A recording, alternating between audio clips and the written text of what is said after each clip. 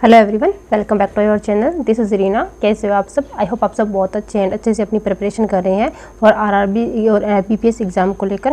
Then इस video में मैं बात करूंगी आपके साथ करंट अफेयर के बारे में, बिकॉज काफ़ी सारे कमेंट्स थे, काफ़ी सारे डाउट थे कि करंट अफेयर को कैसे करना है, क्योंकि जो एसबीआई क्लर्क मेंस में करंट अफेयर आया है वो बहुत ज़्यादा अनएक्सपेक्टेड करंट अफेयर आया था। कहाँ से क्वेश्चन उठाए थे, कहाँ से आए थे, किसी को कुछ भी आइडिया नहीं था। तो उस हिसाब से उस पैटर्न को लेकर हमें चलना है और करंट अफेयर में अपना हमें बेस्ट देना है।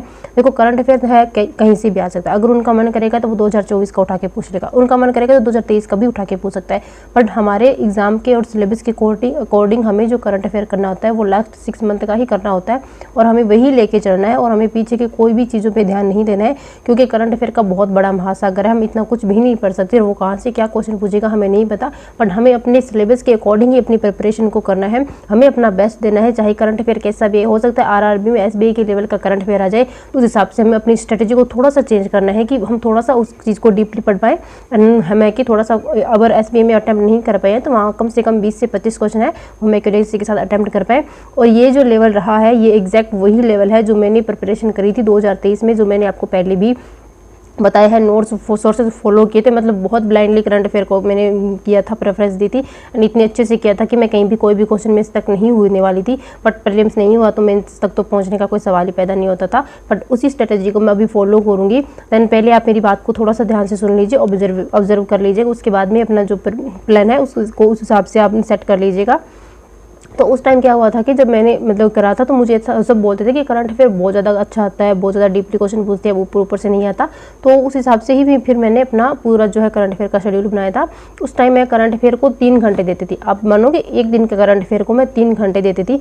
वो 3 घंटे में क्या करती थी, इतना क्या एक दिन का इतना करंट अफेयर होता है कि हमें 3 घंटे पढ़ने की ज़रूरत है? नहीं, वो नहीं होता। बट मेन थिंग्स क्या होती है, रिपीटेशन करना और याद करना चीज़ों को और उन्हीं चीज़ों को रिकॉल करना, एक दूसरे चीज़ों से कनेक्ट करते हुए जाना। तो वो स्ट्रेटेजी मैं आप लोगों के साथ शेयर करूंगी और मैं कल से अपना करंट अफेयर स्टार्ट करने वाली हूँ और अपने नोट्स है वो आप लोगों के साथ शेयर करूंगी। तो आप टेलीग्राम चैनल ज्वाइन कर लेना। 1000 सब्सक्राइबर होते ही मैं अपने सारे नोट्स आप लोगों के साथ शेयर कर दूंगी वहाँ पे।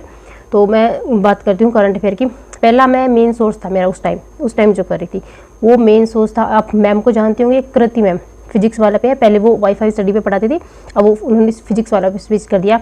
उन मैम की जो क्लासेस होती है उसमें वो बैंकिंग की न्यूज़ तो नहीं करवाती, बिकॉज बैंकिंग, मर्जर, एक्विजिशन वगैरह ये सब तो वो नहीं करवाती। बट उनकी स्पोर्ट्स की न्यूज़, स्टेट की न्यूज़, ये सब जो भी नेशनल इंटरनेशनल न्यूज़ ये होती है, उनका एक्सप्लेनेशन इतना ज़्यादा अच्छा होता है कि वो मतलब है कि आप 0 लेवल से लेकर और यहाँ तक का, मतलब अगर एक न्यूज़ के अंदर इतना पोर्शन है ना तो यहाँ से यहाँ तक का, इसमें बीच में वो कहीं से भी सवाल पूछ सकता है। तो वो मैडम ने पूरा कवर कराया उस चीज़ में कि अगर कोई न्यूज़ स्टार्ट हो है तो उसका फ्यूचर क्या था होगा, उसकी हिस्ट्री क्या थी एंड प्रेजेंट में उसकी क्या सिचुएशन है, ये चीज़ मैंने मैडम ने करवाई थी। और वो मैंने हर एक पॉइंट नोट डाउन किया था। मैं मैडम की क्लास थोड़ा सा स्पीड में करके देखती थी, हाथ में एक पेन होता था, रफ एक नोटबुक होती थी, देन मैं कंप्लीट पूरा लिखती थी। जो भी न्यूज़ मैडम ने बताया डॉट करके पॉइंट टू पॉइंट साथ साथ में लिखते चले। एंड नोट्स मैंने सेल्फ खुद के ट्राई किए थे, मैंने खुद के नोट्स बनाए थे। और उस टाइम वहाँ मैम का एक्सप्लेनेशन देखा था मैंने। उसके बाद मैं जाती थी आशीष वो मैम की क्लास, वो लगभग 1 घंटे की क्लास होती थी। नोट्स वगैरह करके मैं लगभग 45 मिनट में कंप्लीट कर लेती, क्योंकि मैं थोड़ा सा फास्ट करके देखती थी, फिर मैं फटाफट जल्दी जल्दी नोट्स बना लेती थी अपने। उसके बाद मैं जाती थी आशीष गौतम सर के पास। आशीष गौतम सर का एक बेस्ट प्लान आपको पता है, रिवीजन रिवीजन रिवीजन एंड की पॉइंट इज रिवीजन। बहुत अच्छा वो रिवीजन कराते थे। देन वो मैंने चीज़ की कि मैं बाकी न्यूज़ तो मैम की क्लास से मैं लिख रही थी। अगर कोई बैंकिंग की न्यूज़ है जो मुझे मतलब कि मैम की क्लास में नहीं मिली, सर की क्लास में मिली, तो मैं वहाँ से वो बैंकिंग की न्यूज़ है वो अलग से नोट डाउन कर लेती थी। एक मतलब मैंने अलग से फोल्डर बना रखा था, वहाँ पे मैं सारी बैंकिंग की न्यूज़ कर रही थी और बाकी न्यूज़ थी वो मैं अलग कर रही थी। तो इस हिसाब से फिर वहाँ से क्या होता था कि जो सर है वो रिवीजन करवा देते थे, मैम की क्लास से हो गया, सर की क्लास से वो मेरा रिवीजन हो गया। इन दोनों क्लास को करने में मेरे को लगभग 1.5 घंटे का टाइम लगता था। मेरा 1.5 घंटे करंट अफेयर यहाँ से हो गया। उसके बाद मैं करते ही ना, मतलब मैं बीच में 10 मिनट, ये दोनों क्लास थी मेरी, उठते ही ये दोनों क्लास करनी है मुझे, सबसे पहले ये मेरी क्लास करनी है। ये दोनों क्लास करने के बाद मैं बीच में ब्रेक लेती थी थोड़ा बहुत। उसके बाद एडिटोरियल का सेशन करने के बाद मैं जो ये नोट्स बनाए हैं उनको मैं पढ़ती थी एक बार, क्योंकि क्लास से पढ़ा हुआ है, अभी आपकी ताज़ा क्लास से पढ़ा है, आपको थोड़ी चीज़ें है कि आप रिकॉल कर पाओगे। अगर आप 5 से 6 मिनट या 10 मिनट के बाद उन चीज़ को अगर वापस देखोगे ना तो आपको लगेगा हाँ ठीक है ये चीज़ है, हमने रिवाइज़ की हुई है तो ये ठीक है, हम कर लेंगे। ओके ठीक है, वहाँ से रिवीजन हो गया एक बार, मतलब 10-15 मिनट एक बार उसको गो थ्रू हो जाओ, एक बार देख लो रिवीजन किया।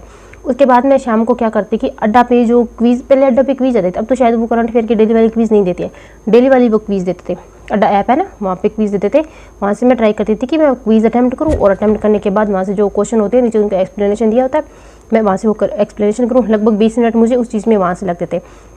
एंड एक यूट्यूब पे अदर चैनल है, मतलब क्रैक एग्जाम करके चैनल है, टीचर आते हैं, वो लेके आते थे करंट अफेयर का सेशन। मतलब उनकी जो पूरा करंट अफेयर का सेशन होता था 20 से 25 मिनट का उनका सेशन है करंट अफेयर का। उसमें वो इतना कुछ रिवीजन करवा देते, सिर्फ 20 से 25 मिनट में न्यूज़ पढ़ा दी, उसका स्टैटिक पढ़ा दिया, उसके फ्यूचर और का पढ़ा दिया, आगे क्या होगा, इसमें क्या अनाउंसमेंट क्या है, एंड उसका पास्ट हिस्ट्री क्या थी और करंट में उसकी क्या सिचुएशन है। अब देखो इतनी चीज़ें करती थी मैं करंट अफेयर के लिए, इतनी चीज़ें करती थी। एंड जो मुझे मैम की क्लास में जो मुझे पॉइंट नहीं मिला, मान लो मैम की क्लास में मुझे कोई पॉइंट नहीं मिला, मैम ने मिस कर दिया, तो वो पॉइंट कौन कवर कर रहा है, वो अगर आशीष सर कर रहे हैं कवर, आशीष सर कवर नहीं कर रहे तो वो करें एग्जाम पे वो टीचर है वो इन चीज़ कवर करिए। एक ही न्यूज़ का मेरा 3 बार रिवीजन भी हो गया और उसमें जो भी इंपॉर्टेंट पॉइंट थी जहाँ से भी क्वेश्चन निकल सकता था वहाँ से वो पॉइंट हो गया, स्टैटिक हो गया, वो मैंने नोट डाउन कर लिया। एंड मैं नोट डाउन करती थी, मेरी आदत थी मैं करंट अफेयर नोट डाउन करना, बिकॉज मेरी हमेशा से हैबिट थी खुद के नोट्स बनाने की। 10th हो 12th हो कॉलेज के टाइम पे भी मैंने अपने नोट्स बनाए थे, BSc के टाइम पे केमिस्ट्री फिजिक्स मैथ सबके मेरे नोट्स थे, तो मुझे उस टाइम वो आदत थी नोट्स से पढ़ने की, तो मैं नोट्स ही बनाती थी। बट SBA में मैंने एक गलती कर दी, किसी ने बोला कि नोट्स मत बनाओ, टाइम नहीं है, वेस्ट होगा, नोट्स मैंने छोड़ दिया और वो वहीं से मेरा सारा मामला गड़बड़ हो गया। PDF से मैं नहीं पढ़ पाई, जितने भी कुछ थे कहीं से नहीं पढ़ पाई, क्योंकि जो खुद के हाथों से चीज़ें लिखी होती है ना, वो एग्जाम में जाके आपके सामने आंखों के सामने आपको हूबहू दिखाई देती है कि ये चीज़ यहाँ लिखी है, इसकी इतनी अमाउंट लिखी है, ये इसके बारे में ये चीज़ यहाँ पे लिखी है। देन आपको नोट्स बनाना मस्ट है। मैं पूरा नहीं कह रही कि आप अगर आपको प्रेफरेंस नहीं है, आप पढ़ पा रहे हो नोट PDF से तो कोई दिक्कत नहीं है, बट मैं खुद के नोट्स बनाती थी। और एक दिन का जो मेरे मतलब पेज होते थे 4 से 5 पेज होते थे, मतलब इस टाइप से होते थे कि 1 पेज हो गया, 2 पेज हो गया, ऐसे करके ज़्यादा से ज़्यादा 3 से 4 पेज भर जाते थे, इतना कोई दिक्कत नहीं था। वो मैं ऐसे सोचती थी जैसे मैं मान लो कि अपने स्कूल का कॉलेज का होमवर्क कर रही हूँ, उस हिसाब से मैं लेके चलती थी। तो ऐसे मैंने करंट अफेयर को किया। एंड मेरा मोमेंट था डेली रिवीजन करना। मैं नेक्स्ट डे पढ़ रही हूँ, करंट अफेयर पढ़ने बैठी हूँ, तो मेरा था कि मैं प्रीवियस डे का पहले रिवीजन करूँ। रिवीजन करने का अगर सर मैं आशीष सर की क्लास कर रही हूँ, सर का पता ही है कि आशीष और गौतम सर कि वो पीछे के जो MCQs होते हैं डे के वो आगे MCQs कराते हैं सर, तो MCQs में वन लाइनर फॉर्म में करवा देते थे। बट मैं सर जब करवाते थे ना वन लाइनर फॉर्म में, वीडियो को पॉज करके वन लाइनर उसका क्वेश्चन का आंसर देती थी, पर मैं उसको ट्राई करती थी कि हाँ ये क्वेश्चन है, इसमें और क्या चीज़ थी, इसमें आगे और क्या चीज़ थी। देन वो मैं वहाँ से की क्लास भी करती थी। एंड उसके बाद मैं खुद के नोट्स थे, क्योंकि एक बार मैंने पहले खुद के नोट्स पढ़े 5-10 मिनट लगा के, उसके बाद जो सर रिवीजन करवाए वहाँ से मैंने खुद के नोट्स पढ़ लिए, हो गया अच्छे से रिवीजन, वो हो गया माइंड में सेट। एंड उसके बाद अगर उसी न्यूज़ से रिलेटेड कोई अदर टाइम पे कोई और न्यूज़ आती थी ना, तो वो मुझे ऑटोमेटिकली रिकॉल हो जाती थी कि मैंने ये वाली न्यूज़ है, इससे रिलेटेड मैंने वो पॉइंट पहले पीछे पढ़ा हुआ है। देन उन दोनों पॉइंट को फिर मैं कनेक्ट कर पाती थी। इस हिसाब से होता था क्या था कि मेरा धीरे धीरे इंटरेस्ट बनने लगा। लगभग 15 से 20 दिन तक मैंने ये चीज़ की, स्टार्टिंग में मेरे को 3-3.5 घंटे लगते थे, मुझे लगता था कि बहुत ज़्यादा टाइम लग रहा है, बट नहीं, मैंने इस चीज़ को इतना टाइम दिया, लिटरली मैंने इस चीज़ को इतना टाइम दिया था इस वजह से कि मैं अपना इंटरेस्ट डेवलप कर पाऊँ। करंट अफेयर में मेन चीज़ होती है कि आप अपना पहले इंटरेस्ट डेवलप करो उस चीज़ में, आपको होना चाहिए कि हाँ ये इसमें आगे क्या हो सकता है, इसमें आगे क्या चीज़ है कि और भी लॉन्च होगा। तो आप एक एक पॉइंट को कनेक्ट करते जाओगे ना, वो आपको ऑटोमेटिकली रिकॉल हो जाएगा और करंट अफेयर बहुत ज़्यादा टफ नहीं लगेगा।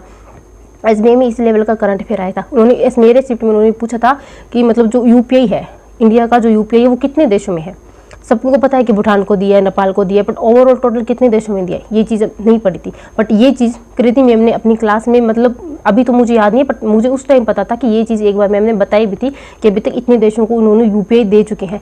एंड अगर एक न्यूज़ आएगी ना, अगर उससे रिलेटेड कोई भी अदर कंट्री आएगी तो मैम होगा कि वो सारी कंट्री मैम बताएगी कि अभी तक इतनी कंट्रियों में ये काम हो चुका है। देन वो चीज़ मैं साइड में नोट डाउन करती थी, इससे बहुत ज़्यादा हेल्प मिली है मुझे।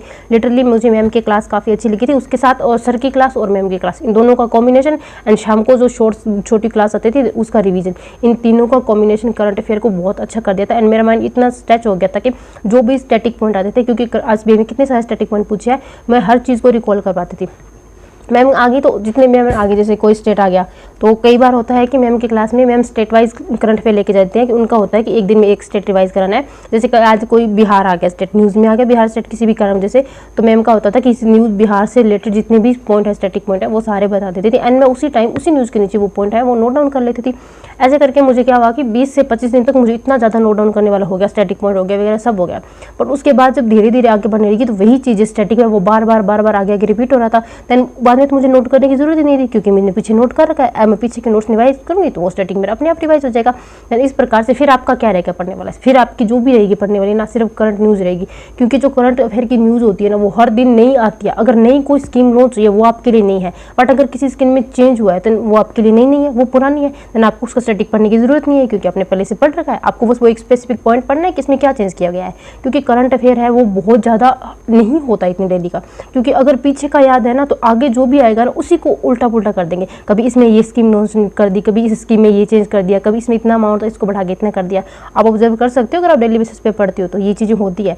देन अगर आप डेली बेसिस पे फॉलो करोगे, ट्राई करोगे, अपने माइंड में लेके चलोगे, अपना इंटरेस्ट डेवलप करोगे करंट अफेयर में, तो ये चीज़ें बहुत ज़्यादा हेल्प करेगी। आप होप थोड़ा सा आप समझ रहे हो। एंड मैं तो बोलूँगी कि आप खुद के नोट्स बनाओ, 4 पेज भरे, 5 पेज भरे, वो दिक्कत नहीं है। अभी आपके पास सफिशिएंट टाइम है। अभी मैं बताती हूँ कि मेंस कब आरआरबी के लिए जा रहे हैं, तो आरआरबी का जो प्रीलिम्स का एग्जामिनेशन है पहले दिन का वो लगा हुआ है 27 जुलाई को पहला एग्जामिनेशन लगा हुआ है, ठीक है। उसके बाद जो मेंस लगा हुआ है वो 13 सितंबर को मेंस लगा हुआ है। तो आपके पास टाइम क्या है? अप्रैल, मई, जून, जुलाई, अगस्त, 13 को है तो अगस्त तक 5 महीने हो गए। अगर 5 महीने का करंट अफेयर इस हिसाब से आपने अच्छे से पढ़ा है तो इसमें से अगर स्टैटिक पढ़ा है तो काफ़ी सारा स्टैटिक लगभग स्टैटिक कवर हो जाएगा। इससे आप इजीली क्वेश्चन अटेम्प्ट कर सकते हो। एंड आरआरबी जो कलर का एग्जामिनेशन होगा, मेंस का एग्जामिनेशन होगा, वो दिया हुआ है 9/11 को, मतलब 9 नवंबर को दिया हुआ है। देन अप्रैल, मई, जून, जुलाई, अगस्त, सितंबर, अक्टूबर, नवंबर, 8 महीने है। 5 महीने का ये हो गया, 3 महीने का ये हो गया। आरआरबी क्लर्क में अगर 8 महीने का करंट अफेयर पढ़ा होगा तो आपको लगता है कि इससे ज़्यादा, मतलब अगर 50 नंबर के भी करंट अफेयर आते हैं तो 40 क्वेश्चन, 35 से 40 क्वेश्चन आपको वहाँ पे मिल सकते हैं। इजीली अच्छे से अटेम्प्ट हम कर सकते हैं। अगर ये है बोलने की बात, आपको लग रहा होगा ये बोलने की बात है, होता नहीं है, कोई करता नहीं है, बट जो सीरियस कैंडिडेट है भाई वो करते हैं, जो अटेम्प्ट करके आते हैं। स्कोर कार्ड देखे हैं मैंने, काफ़ी सारे स्टूडेंट के स्कोर कार्ड देखे हैं मैंने, करके आते हैं, बट उनकी स्ट्रेटेजी बेस्ड होती है, वो रिवीजन करते हैं डेली बेसिस पे, और अपने को भी यही रिवीजन लेके चलना है। और इस हिसाब से मैं अपने डेली नोट्स बनाने वाली हूँ। आई होप हाँ थोड़ा सा वीडियो लंबी हो रही है तो थोड़ा सा कोऑपरेट कर लेना, बिकॉज इंपॉर्टेंट टॉपिक है, इंपॉर्टेंट सब्जेक्ट है जो स्कोरिंग हो सकता है, तो आप थोड़ा सा स्पीड में करके भी इसको देख सकते हैं। मैं डेली नोट्स बनाने वाली हूँ, जितना भी स्टैटिक होगा वो मैं लिखूंगी। मेरे को कोई फ़र्क नहीं पड़ता 2 घंटे लगे क्लास में, 3 घंटे लगे, अभी सफिशिएंट टाइम है मेरे पास, क्योंकि मैंने प्रीलिम्स ऑलमोस्ट पढ़ा हुआ है। मुझे प्रीलिम्स के मॉक देने हैं, देन प्रैक्टिस करनी है, थोड़ी पीडीएफ वगैरह होगी, कोई भी क्लासेस होगी वहाँ से प्रैक्टिस करनी है। मेंस की मेरे पास है, मुझे प्रैक्टिस करनी है। बाकी मैं करंट अफेयर वगैरह, जी कंप्यूटर वगैरह और वही सब मैंने आपको मेरा बता ही दिया है। तो मेन पॉइंट क्या रहेगा? एक weak point banking awareness and banking GK और करंट अफेयर, ये चीज़ें रहेगी है मेन। तो इन पे बहुत ज़्यादा ध्यान देना है, क्योंकि बाकी चीज़ें तो मैथ, रीजनिंग ये सभी करते हैं भाई। लास्ट के टाइम पे सब लोग इसी ही करते हैं, इन्हीं में मतलब पूरा मगन हो जाते हैं। बट मेरे पास टाइम है अभी, मेरा ये फ्लो बना हुआ है अपना, सबका जो मेंस देखे हैं स्टूडेंट उनका ये फ्लो बना हुआ है कि वो मेंस पढ़ रहे हैं, काफ़ी टाइम से पढ़ रहे हैं, महीने 1.5 महीने से कलर का एग्जाम देने, प्री का एग्जाम देने के बाद सब मेंस पढ़ रहे हैं, वो एक फ्लो बना हुआ है। तो मैं उस फ्लो को ही लेके चल रही हूँ कि जो मैं अपना मेंस मैं कर रही हूँ, फ्लो बना हुआ है, वो मेरा टूटे ना, वो मेंस मैं लगातार डेली बेसिस पे थोड़ा करते लेके जाऊँ। 3 महीने में डेली अगर मैं 2 डीआई भी करती हूँ तो मैं कितना कर पाऊंगी? 250-300 मेंस लेवल के डीआई कर लूँगी मैं, काफ़ी ज़्यादा प्रैक्टिस हो जाएगी। अगर डेली मैं 2 मेंस लेवल की पजल भी करती हूँ तो 3 महीने में 200-250 मेंस लेवल की पजल हो जाएगी। कहाँ से कितना प्रैक्टिस हो जाएगी, वो चीज़ है। तो इस हिसाब से मैं अपना करंट अफेयर लेके जाने वाली हूँ। आई होप आपको ये स्ट्रेटेजी अच्छी लगी होगी। देन और कोई भी सजेशन है तो आप भी मुझे मतलब बता सकते हैं, कोई ओपिनियन है तो अपना। मैं तो कृति मैम और आशीष सर और क्रैक एग्जाम, ये 3 एप्लीकेशन है, यहाँ से करूँगी। मैं किसी की कोई पीडीएफ नहीं करूँगी। मैंने स्मार्ट केडा की पीडीएफ निकाली 300-350 वो वेस्ट गए, मैं वहाँ से नहीं निकलने वाली। अगर मुझे लास्ट टाइम पे लगा कि स्मार्ट केडा भी पीडीएफ है, अच्छे क्वेश्चन आते हैं, वहाँ से पढ़ना चाहिए, तो वो होगी फ़ोन में अगर पीडीएफ होगी मैं वहाँ से रीड कर लूँगी। बिकॉज हो इतना सब करने के बाद लगभग होगा कि कुछ बचेगा तो नहीं, लगभग उस पीडीएफ में जो भी होगा कुछ नहीं बचेगा। अगर उसमें पीडीएफ में भी मुझे कोई एक्स्ट्रा पॉइंट नहीं दिखा किसी न्यूज़ का रिलेटेड, तो वो भी मैं अपनी नोटबुक में नोट डाउन कर लूँगी। तो ये करने वाली हूँ मैं। और डेली बेसिस पे रिवीजन करना मेरे लिए ज़रूरी है। वीकली जो मैम की डेली वीकली क्लास आती है, हर संडे को कृति मैम क्लास लेती है, पूरे वीक का रिवीजन करवाती है, वो मैंने पहले कभी नहीं छोड़ा था। और ये करने के बाद जो वीकली जो क्रैक एग्जाम वाले टीचर हैं वो मतलब वीकली उनका होता है सेशन आता है, 100 जो मोस्ट इंपॉर्टेंट न्यूज़ होगी वो करवाते हैं। 1 लाइनर 1 लाइनर करवाएंगे। मैं उस टाइम 1 लाइनर वो करूँगी तो मैं 1 लाइनर समझ के, बट 1 लाइनर में जो न्यूज़ होगी उस टॉपिक की वो मैं न्यूज़ कंप्लीट करूँगी, उस क्वेश्चन का आंसर देखा एंड उसके बाद में वो कंप्लीट न्यूज़ होगी वो मैं रिकॉल करने की कोशिश करूँगी, अब जितना ज़्यादा चीज़ों को खुद से माइंड से, अब देखो मत याद करो, हाँ ये चीज़ मैंने यहाँ पे इस नोट्स में लिखी थी, यहाँ पे ये चीज़ें लिखी हुई थी। अब आपको थोड़े दिन मुश्किल लगेगा बट बाद में आप खुद से रिकॉल कर पाओगे ये चीज़। ये है, ये मेरी ऑब्जर्वेशन पता है क्यों? क्योंकि मैंने 10th में और 12th में जो रट्टा मारा है ना, मतलब जितना मैंने रिकॉल करने की चीज़ों को कोशिश की है।